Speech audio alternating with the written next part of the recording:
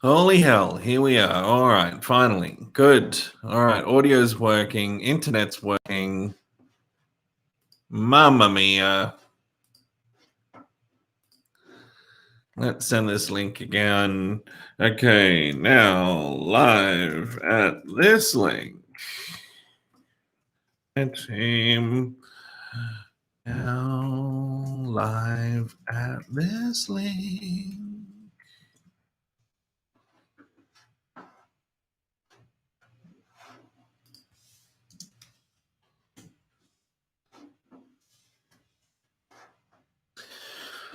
All right, sending this out to the crew.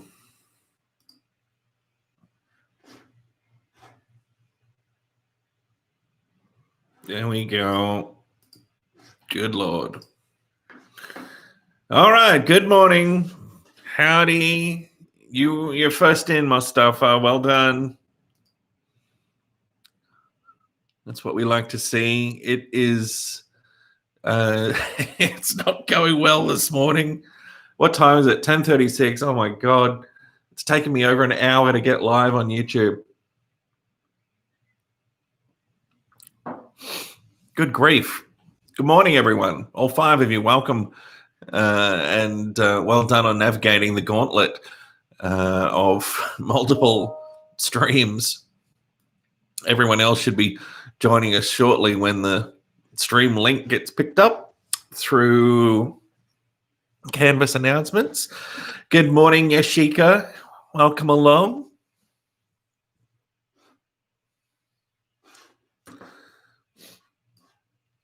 I am going to...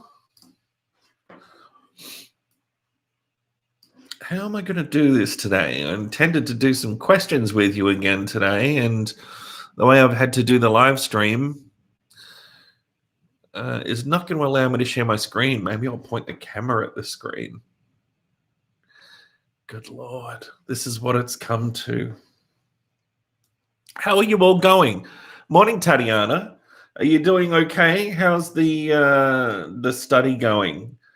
Have you got other exams that you're sitting at the moment? I imagine that you do.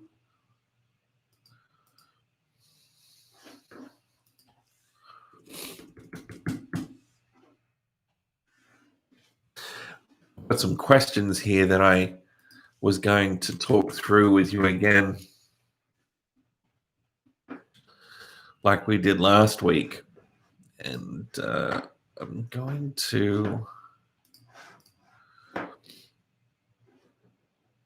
just space them out a little so I can point the camera at them. And we can do them in due course. But here we are, 1 week out from the Mind, Brain, and Behavior 2 exam. Things are getting real.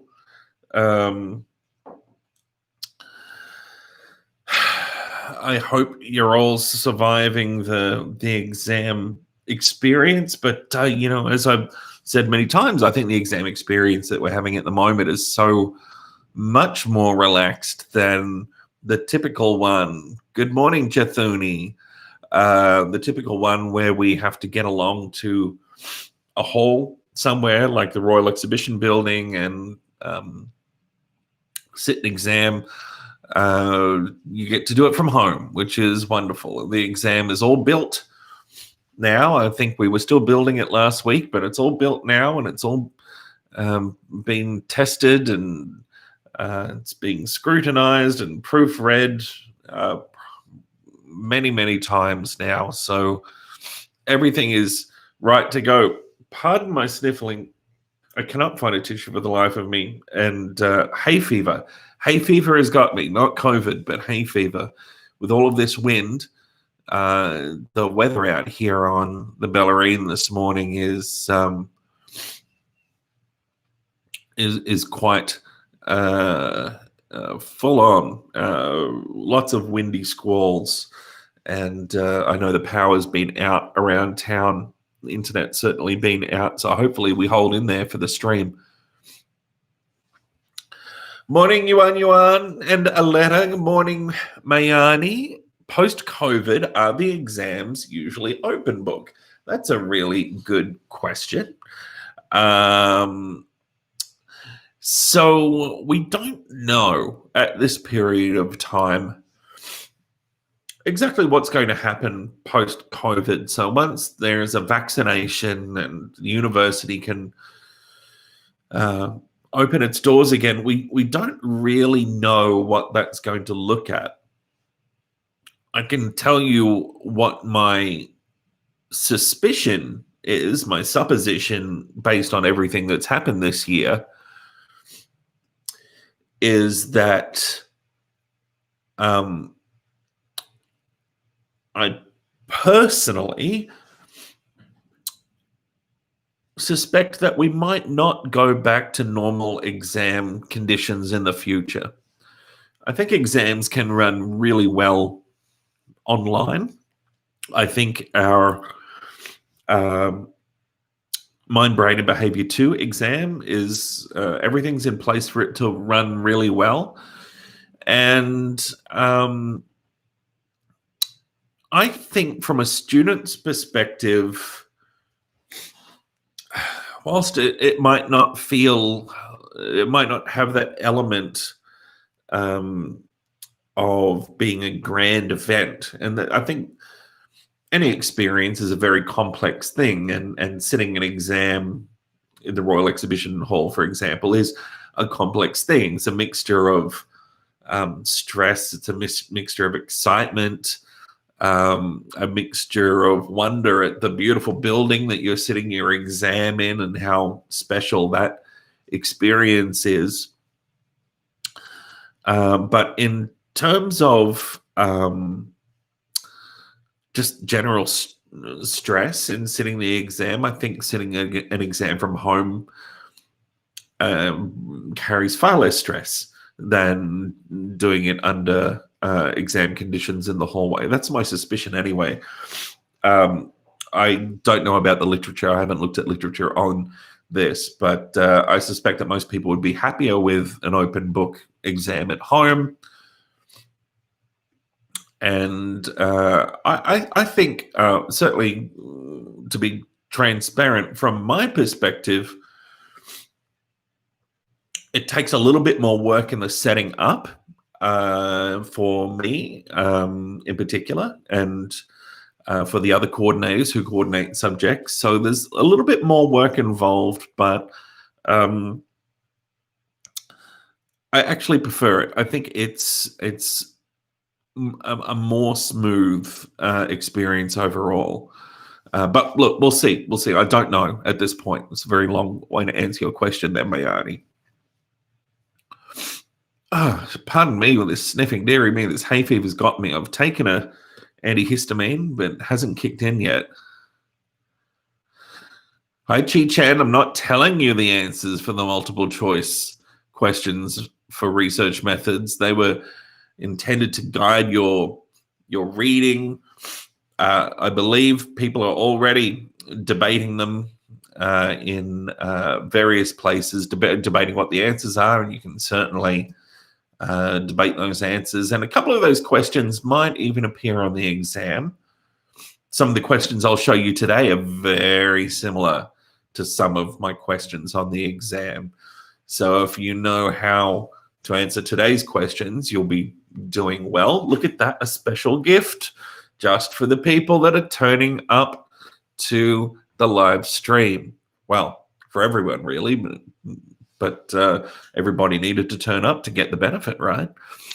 Chathoni! Charlie as well. He is not in the room. He was here earlier on, but it's been such an ordeal to get the stream happening this morning. I completely forgot to bring Charlie in. Hey, Mayani, any news on whether honours year will be going ahead next year? Yes, it will be going ahead. No one will be able to go straight into a clinical master's. That's not possible, regardless of how well people do with marks. So there are stages in becoming a psychologist, for example, things that have to be checked off. And it doesn't matter how high one's marks are. Indeed, if you're getting into honors, then your marks are already very high to be getting in there and into a master's. So I'm not sure what you'd heard about that, Mayani. I hadn't heard that one, but no, that's not a thing. Having said that, there are non-clinical master's programs that don't require an honors year. So there's the Masters of Applied Psychology, for example, that involves non-clinical applications of psychology and around behavior change and advertising and so forth, and a range of sort of applications of psychology in the workplace, and that doesn't require an honors year. The good question, Mindy. The content from Mind, Brain, and Behavior 1's research methods is not examinable. It is just the content from the Mind, Brain, and Behavior 2 section. Any info on whether second-year psych subjects will be running online next semester? Yeah, everything. I believe everything psychology related will be online till at least semester 2 next year. And what can happen in terms of returning to campus, or what will happen? That there's a lot that's up in the air right now. Obviously, vaccination is for COVID is the first step, and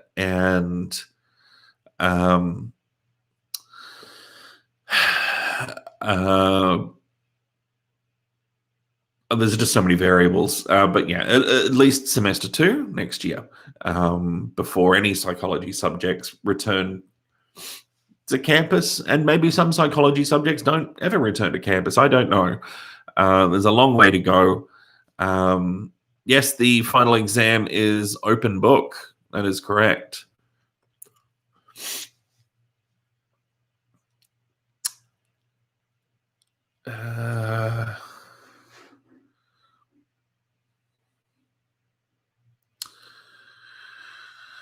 Yeah, well, I'm glad you've enjoyed the online experience. It's going to be a process of refining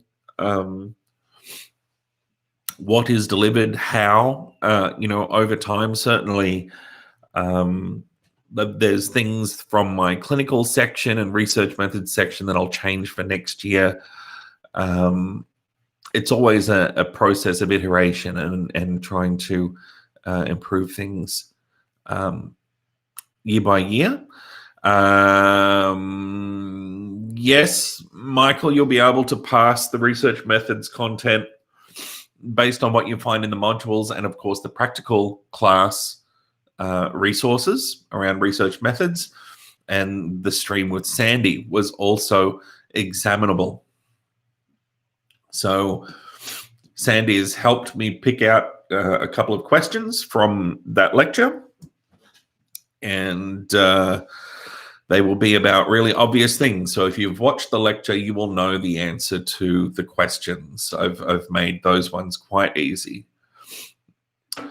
Hey, Yifei, the exam link is not released yet. It will go live next Monday, the 23rd, before the exam.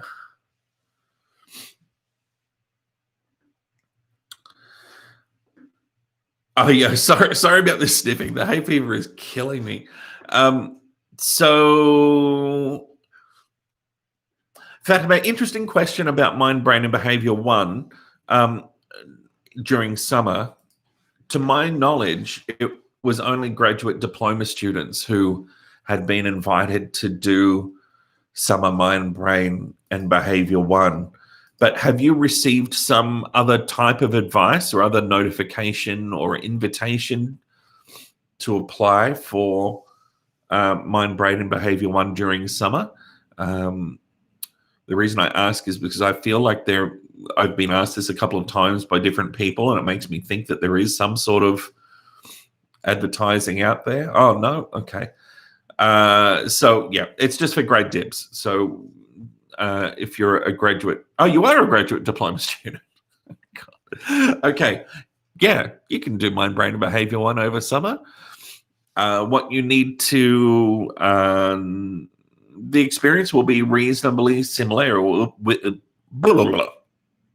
It will be online. It's pretty fast-paced. So that's the only thing to know. So you'll complete all of mind, brain, and behavior 1 in 3 weeks, which is a lot. A pretty fast-paced program. Yeah, so it's just for grade dibs.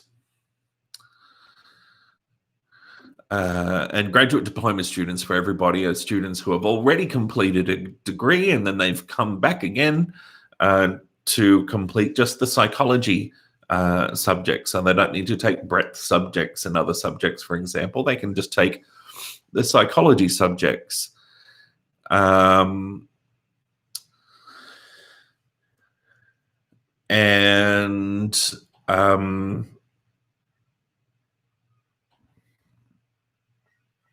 It depends what you want. There are, I suppose, things to ponder. So do you want to get it out of the way, for example? And does that help you with your degree planning and so forth? Or would you prefer to take your time and do it in semester 1? Would you prefer to, for example, take an extended break over summer? So one thing to know is that if you come back and do mind, brain, and behavior 1 over summer, then you're going to be doing it in the first week, I think, of January, or the second week of January, which is maybe not something that you were wanting if you wanted to take a longer summer break. Mama's taken a summer break. I am so excited. In approximately 1 month from now, I am going to be taking a holiday for the first time in a very long time. And I'm going to take about 6 weeks off, which is just, I don't even know what that will feel like. I can't remember the last time I even had 2 weeks off. Actually, yes, I can. It was last time I was in Europe. So this time last year. But I was still working. But unfortunately, I can't go anywhere, Fatima. So no Europe for me this Christmas, as much as I would love to be in northern Italy, I think, up near Lago de Brands.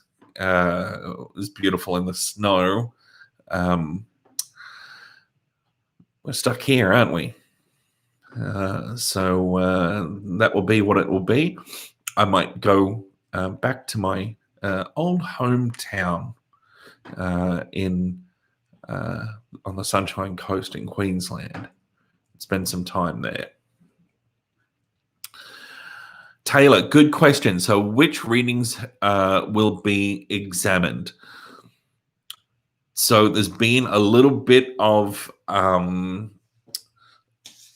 movement here in the last week. So I think there was some confusion. My phone is ringing. How do I? It's gonna. Dear me. There's been a little bit of confusion in the last week about what was getting examined in terms of the personality readings in particular, and we decided just not to make them examinable. So I believe Nick sent out a clarifying email announcement on Thursday or Friday last week.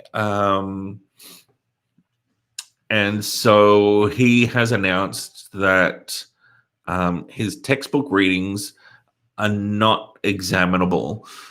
So he said there will be no questions that you can answer if you had read the textbook chapters only. Having said that, if you have read his textbook chapters, then they are certainly going to help you on the exam, no doubt.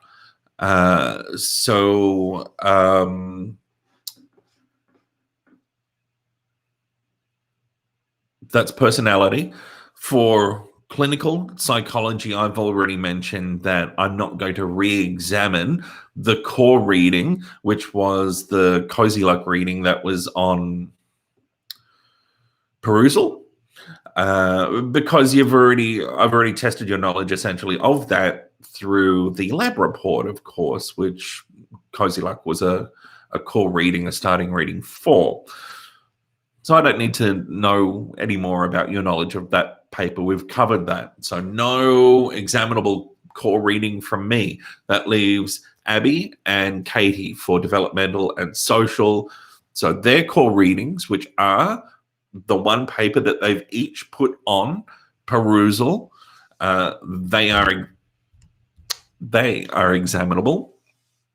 And that's it. So I hope that clears it up, Taylor.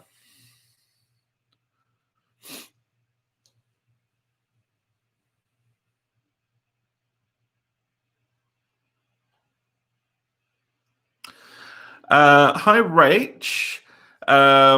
Reliability and validity, and which would be considered more important in psychological research.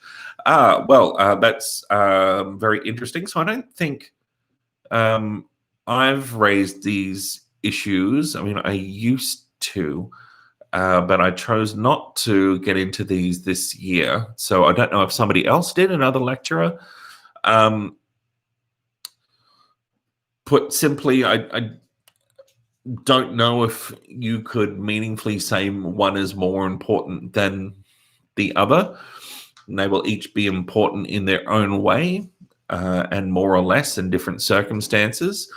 So when we're talking about reliability, we're talking about how a survey, for example, a test of some sort of psychological function,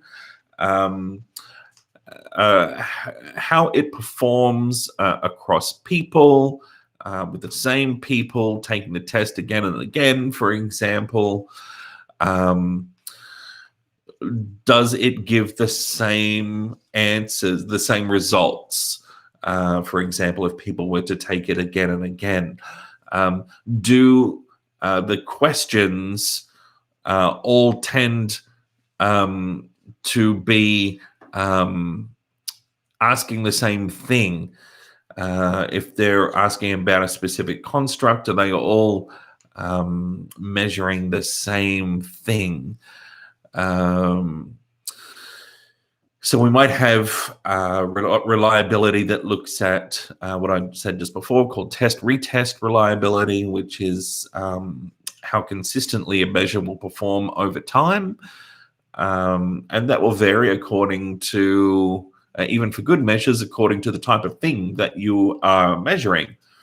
So if you're measuring something, some sort of psychological construct that's relatively enduring, you'd expect to see the test-retest window in terms of time being, potentially quite large. So you might, for example, to really understand a measure, validate it by giving, if you wanted to get it test-retest reliability, giving it to a group of people today, and then tomorrow, and then a week from now, a month from now, 6 months from now, a year from now, and see how the scores at each testing time correlate with the first.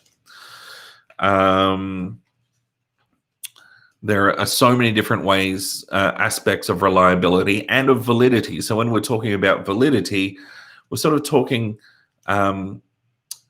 around themes of, does this test actually measure what we think it measures? And that's very much construct validity. So if I am asking, if I have got a test that I assume is a good measure of depression, then and it's asking about things like sadness and anhedonia and crying and hopelessness and all of these sorts of things that we know are aspects of depression, that measure's probably got what we'd say good face validity, good construct validity. It's a good measure of the construct we're interested in.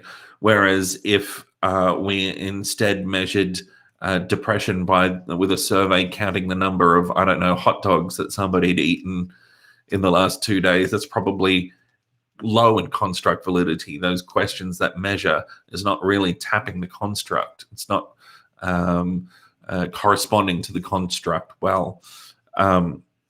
There's all sorts of validity that we might be interested in. We might be interested in internal validity, which is the degree to which we would theorize the independent and the dependent variables in our study are related. And then there might be external validity, and that is more focused on how generalizable the findings are to other groups and samples and the general population and so forth. Quite often, internal validity and external validity can be slightly at odds, or more than slightly at odds with each other. And there's truly a tension between achieving good independent validity and good external validity in clinical trials, for example. So on one hand, in a clinical trial, you can really sanitize your sample to give yourself a really tightly controlled investigation of how well a therapy works, for example, for a specific mental health problem. But that doesn't necessarily tell you about how generalizable the findings would be. In fact, it decreases your ability to understand how the therapy would work in the real world. I said sanitizing your sample. So if it was a treatment for depression, you would exclude people who had any other issue apart from depression in your sample. But we know, for example, that depression is so often comorbid with anxiety disorders. So all of a sudden, you take away from the real world picture and your knowledge and understanding of how that would work in the real world if the therapy was offered to people who have comorbid depression and anxiety and other things, and a whole range of other sorts of factors are at play here. So what you'd really want to be doing is conducting a study which I think more or less looked at each one of those things. So looked at internal validity, and then another one that built on that and looked at external validity. But lots and lots to get into there, and I didn't think I brought that up, but maybe somebody else did. So it's a whole thing, and something you'll learn more about in research methods over time. Hope that helps, Rach.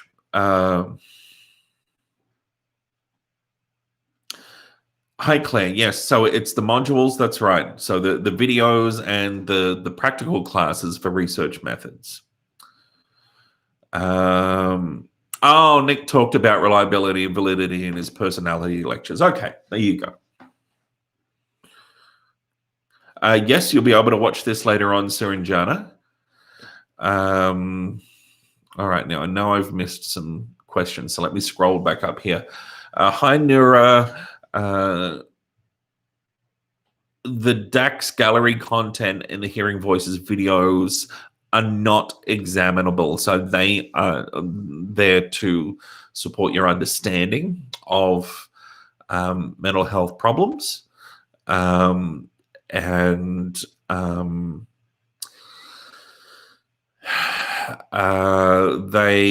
are not examinable. So that's an easy one. Don't need to worry about that. And they're also there, of course, as part of the experience of doing the assignment. Oh, the internet's starting to get all buffering.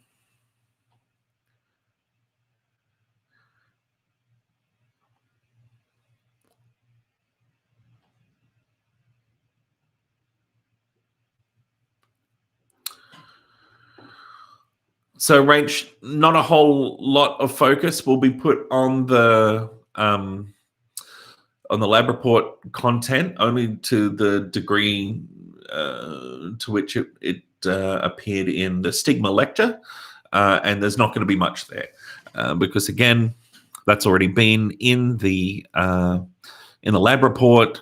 But there will be a couple of questions. You could expect a couple of questions forthcoming from there.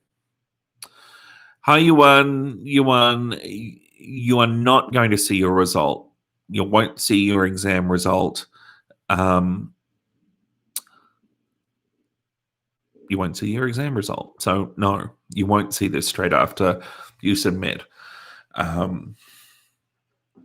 So the practice exam, I understand why it has behaved the way it has now, but no, you won't see the exam result. So you'll have to wait until your final marks come out for Mind, Brain, and Behavior 1 at the end of the year, but the exam results are not going to be made available. You'll be able to work out what they are easily enough, though.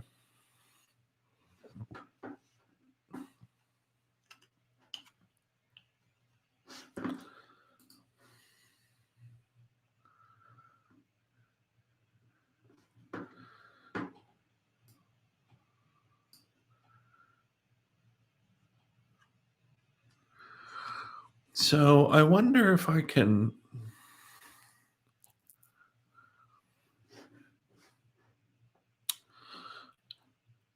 Oh, hi, Mira. So this is happening to a couple of people at the moment, and I do not know what the answer is. So I have tried to help 2 people who are reporting also being locked out of Piazza.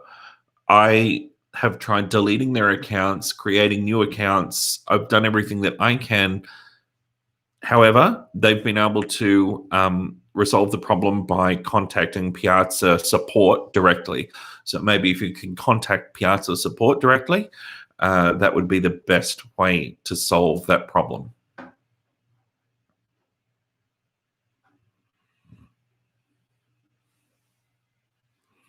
There won't be questions on SPSS Serenjana.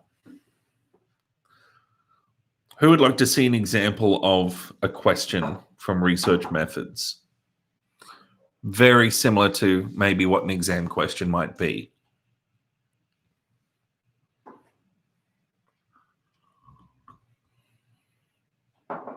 Oh, that's good. Coffee. Yeah.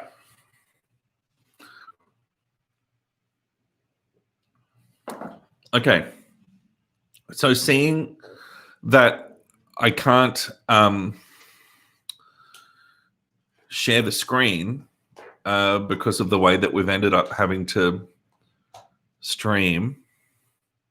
I mean, I don't think I can share the screen. No.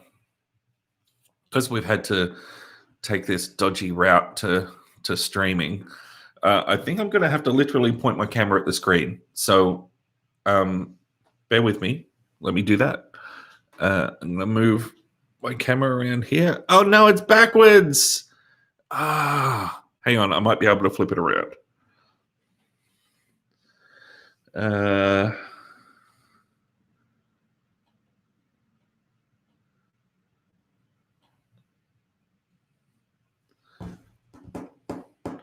So why is it doing it backwards? I don't understand what's happening here. It's forwards on my camera, but it's backwards. It's not backwards?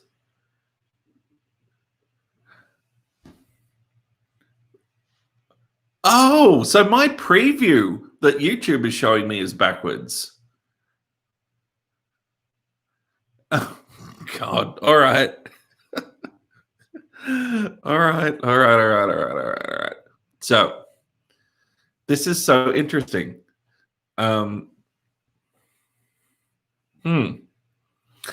Okay. So here's a question for you. Very similar to an exam question. In a typical between groups research design, there's how many participant sample groups and how many measurements taken from each group? What do we think here?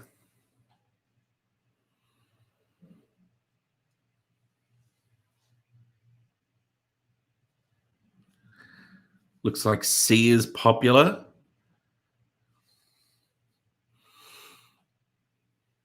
I know some of you had Sam Saber as your tutor, and Sam has been helping me write some of these exam questions. So thank you to Sam. And this is a practice question that we wrote together, very similar to an exam question.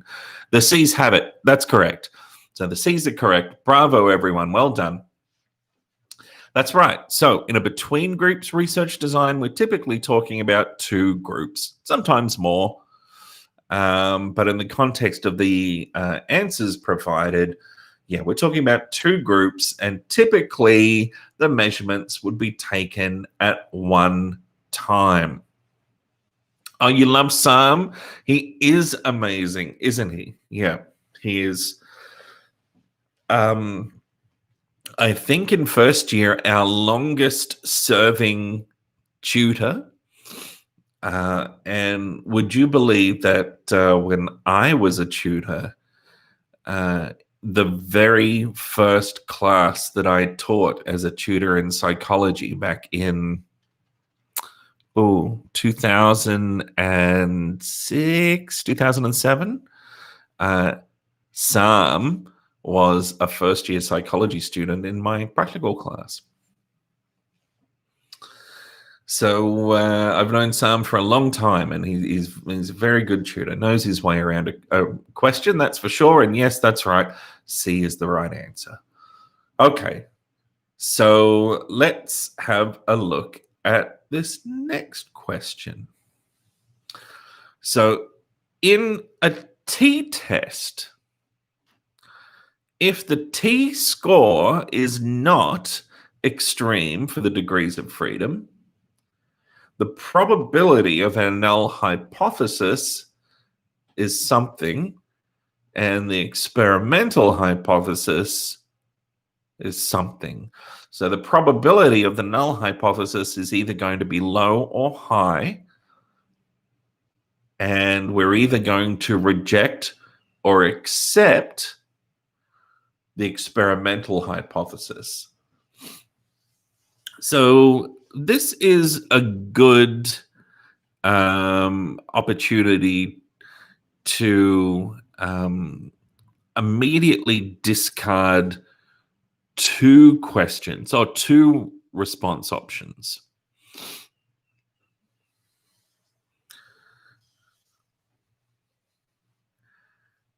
Yeah, the D's are in. Yeah, good. D's, well done. That's right. So the answer, if the t-score isn't extreme, given the null hypothesis. So remember, the null hypothesis in the context of a t-test would be that there is no group difference. If it was a single sample t-test, it would be no difference between the group mean and the value that's been assigned as the test value. If it was in an independent samples or repeated measures t-test, then we would be testing to see if the difference between the group means was 0. And indeed, that's what the null hypothesis would be saying quantitatively. The null hypothesis would propose that the difference between the group means in a t-test would be 0. So anyway, if we do our t-test and the t-score turns out not to be extreme for the degrees of freedom, the probability of the null hypothesis is high. It's to be expected. It's more than 5%. That alpha level of 5%, which is our threshold for determining statistical significance at a minimum acceptable level, that is going to be an expected finding if the null hypothesis is correct, and therefore we would reject the alternative or the experimental hypothesis. And we know that if a sample mean, for example, or a t-score is extreme, or a z-score is extreme, we're going to reject the null hypothesis and accept the alternative, aren't we? Yeah, the experimental hypothesis is the alternative hypothesis. Very common interchangeable language there, Taylor. So just remember, extreme equals reject that null hypothesis, equals a significance level of less than 5%, if we're going to accept the alternative or the experimental hypothesis. That's right.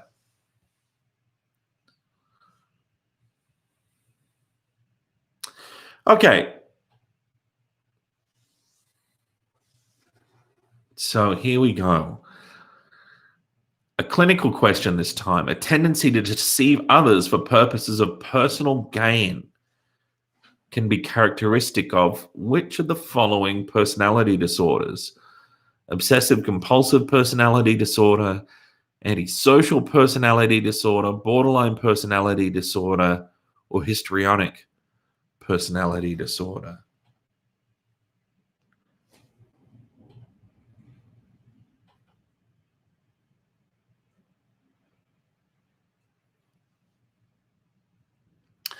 Wow, that wind out there is unbelievable.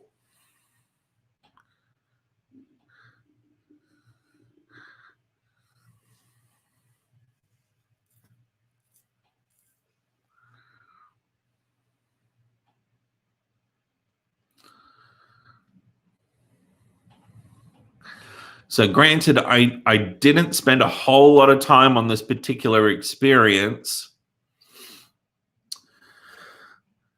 but no, it's not C in this instance. In this instance, we'd be talking about B.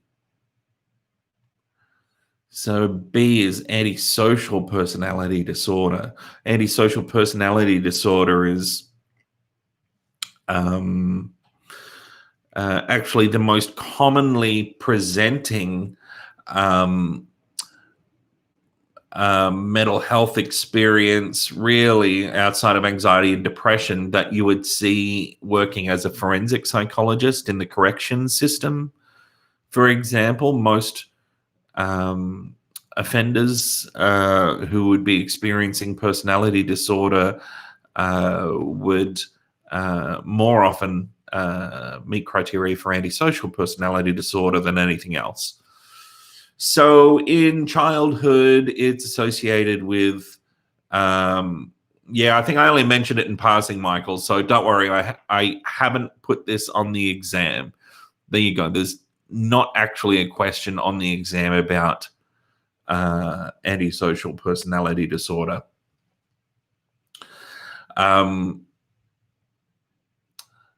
The exam questions are about the ones I've actually asked you about, but I did mention it in passing. So it's this one where in childhood you would typically see a pattern of behavior that involved truantisms and not turning up to school, having difficulties with authority, maybe even being cruel to animals and so forth, maybe getting into fights.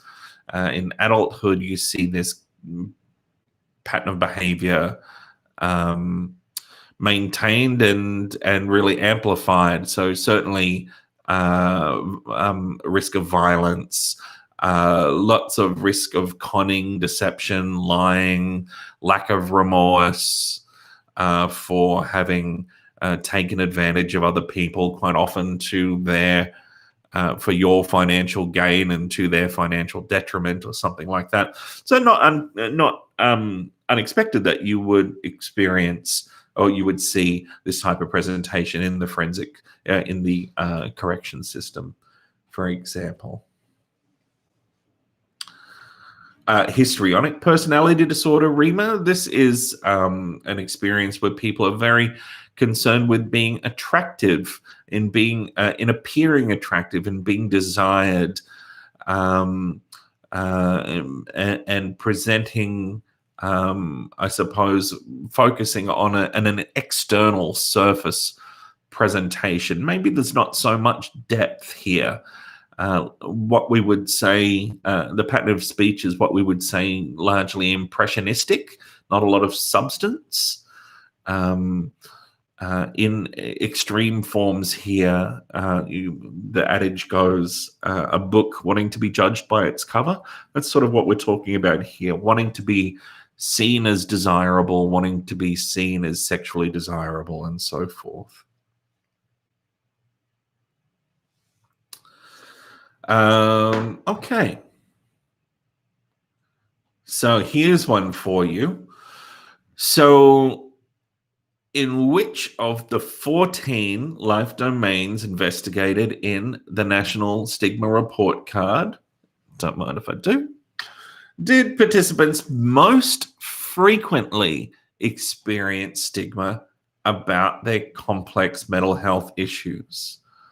So if you've watched this lecture recently, you'd know that we looked at more than just where things were happening. We looked at the frequency. We looked at which was most impactful.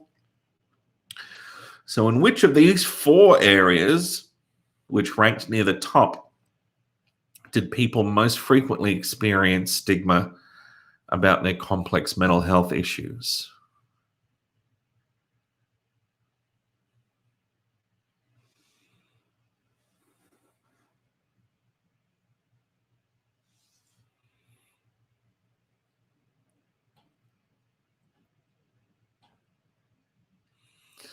The bees have it. Yeah. Relationships. Well done, everyone. That's right. So relationships came through just resoundingly, consistently as the core area of problem for Australians living with complex mental health issues in terms of stigma and discrimination. It was the area in which the largest proportion of the sample had experienced stigma and discrimination in the last 12 months, and it was 96% of the sample. And also the area in which the most frequent experiences had occurred and the most impactful experiences had occurred. So, altogether, a massive problem. And as I said when I gave this lecture, the whole. Oh, actually, I have I even told you the report card is launched? The report card is launched. So if you want to go and see all the findings, you can. You can read the very long report, but also play around with the data live on the website at nationalstigmareportcard.com.au. And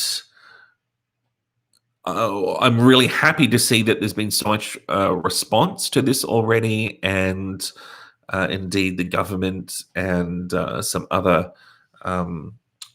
stakeholders have got in touch, even as recently as this morning, to wanting to address this issue with relationships. And we've certainly had lots of attention around the other areas as well.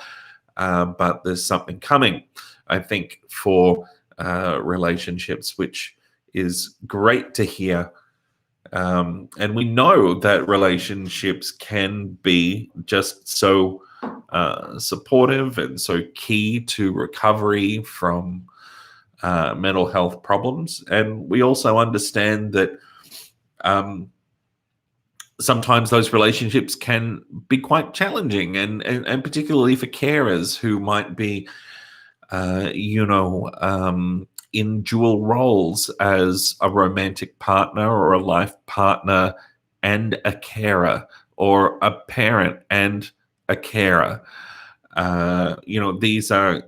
This complicates relationships for both parties, and I think what the findings have demonstrated from the report card, and certainly what people have told us in their own words, is that they feel like relationships and carers and so forth need more support, more resources, more support. And that makes complete sense to me.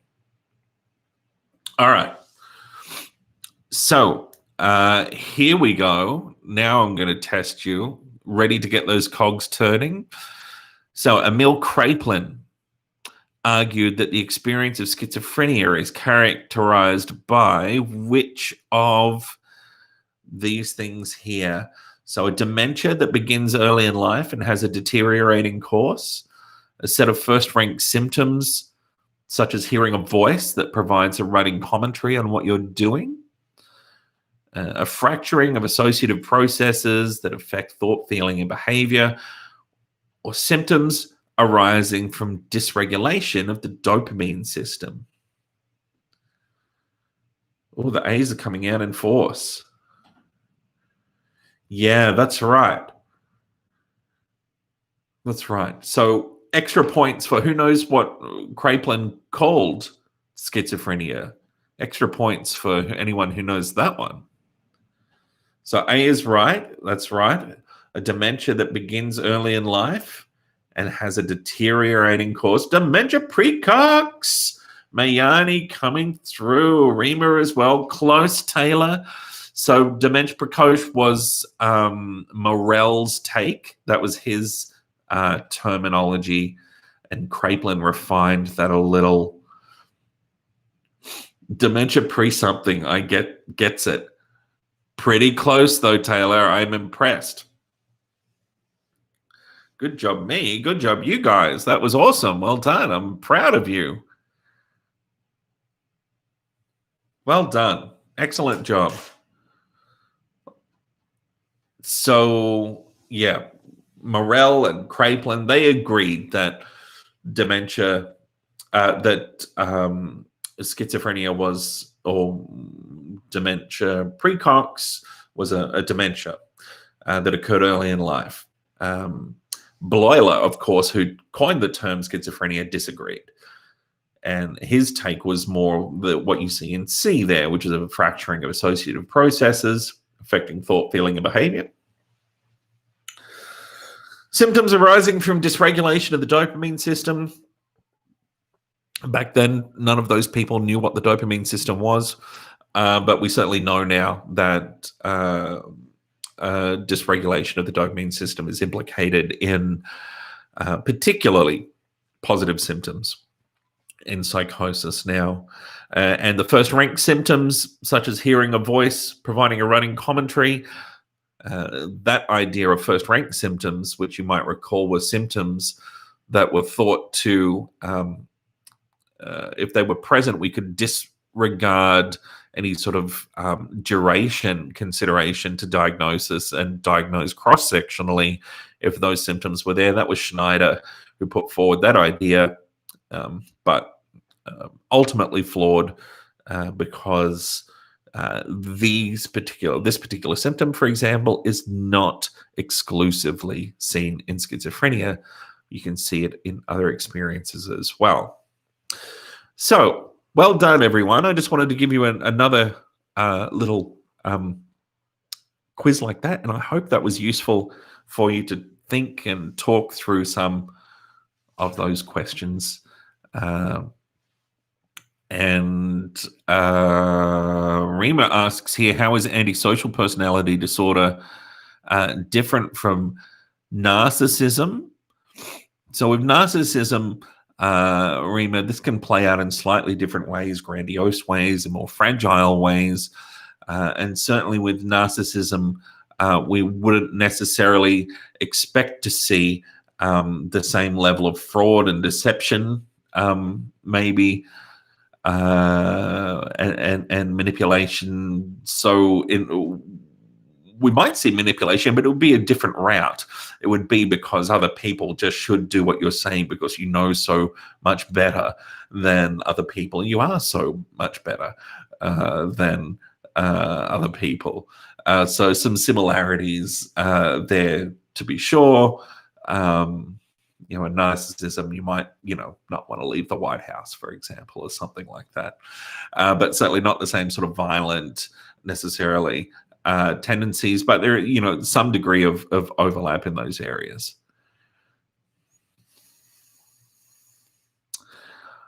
It does seem like the research methods practice questions don't have answers. That's right. You can discuss them amongst yourselves in Piazza. That's absolutely fine, Aletta. Well done on answering those questions, everyone. I'm really impressed by how well you've done with these questions and the ones that we talked through last time. Certainly, I've been very impressed. You've done really well. Very impressed around that schizophrenia content there. You knew your way around that well. Good job.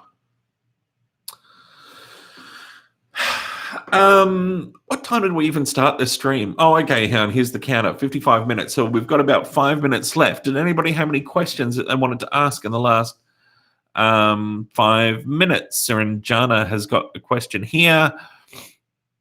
That's right.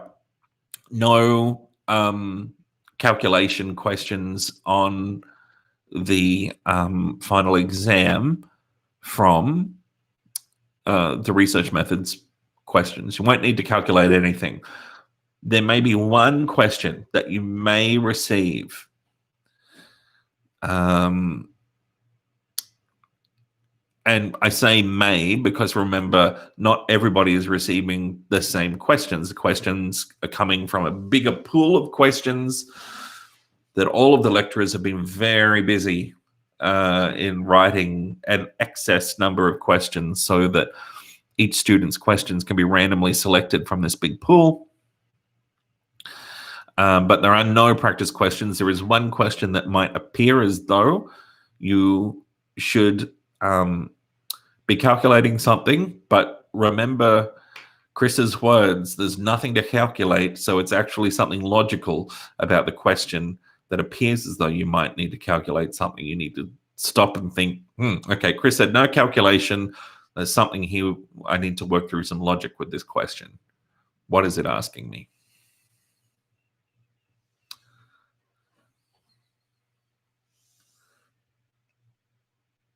And we're 1 week away, aren't we? So we've got next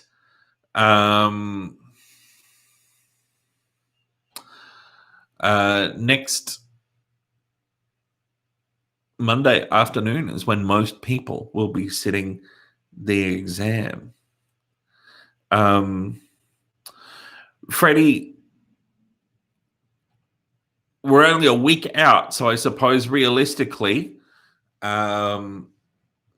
you, if you're finding it very difficult with the stats, and I know many people do, what you probably need to do at this point in time is think about what they are worth to you. So you've got a week out now. You've probably got, it depends how much time. If you're tight for time, then you need to think that these stats questions, there's 120 questions on the exam, and 20 of these, 1/6 of the exam is devoted to research methods.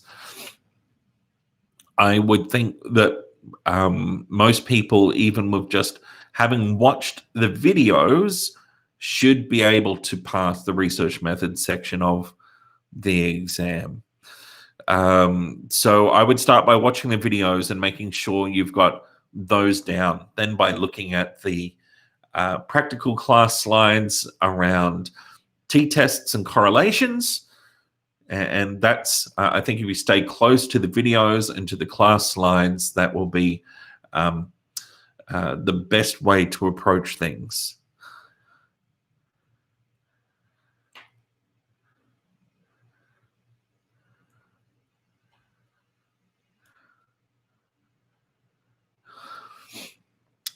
Hey, Tatiana, should we expect Mind Brain Behavior 1 to have a similar amount of work to Mind Brain Behavior 2? You're also a grade dip student. Yes, you should expect it to have essentially the same amount of work as Mind Brain and Behavior 2. So each subject of 12.5 credit points, for example, will have roughly the same amount of work.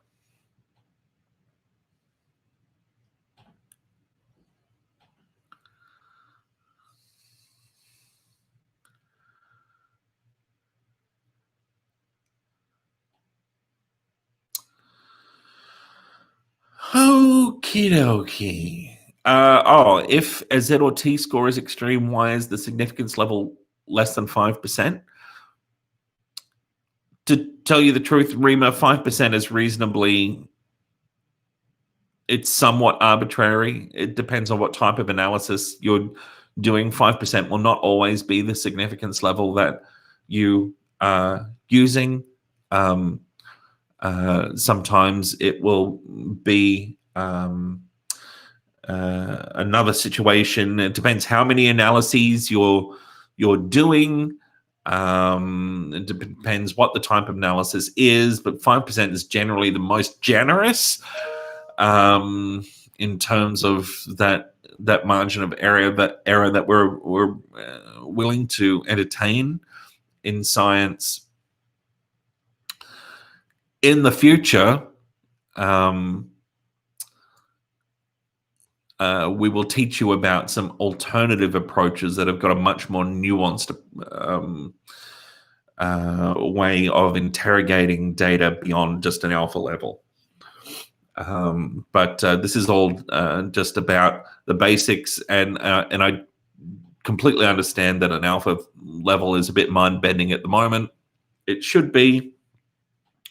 At this point in time, you need, significant practice and rehearsal with these concepts for them to start to really make sense. I think you need, and there's only so much practice you can get in first year. In second year, you'll get a lot more practice. Every lab report you write, you'll get to do some new analyses, and you'll get a lot more practice at working with all of these fundamental concepts. Okay. So that's our hour ticked over. I'm going to sign off here. Thanks so much for your patience while we worked out the internet. Thank goodness the internet held out for this stream. I really didn't think it was going to, but there you go. Good things happen. So I will stream with you again next Monday morning. That's in the morning before the afternoon exam. So we'll have another session then. And I think in that session, I will show you a lot more about the exam and how to sit the exam. And obviously, there's going to be some more communications coming out in the coming week and whatnot.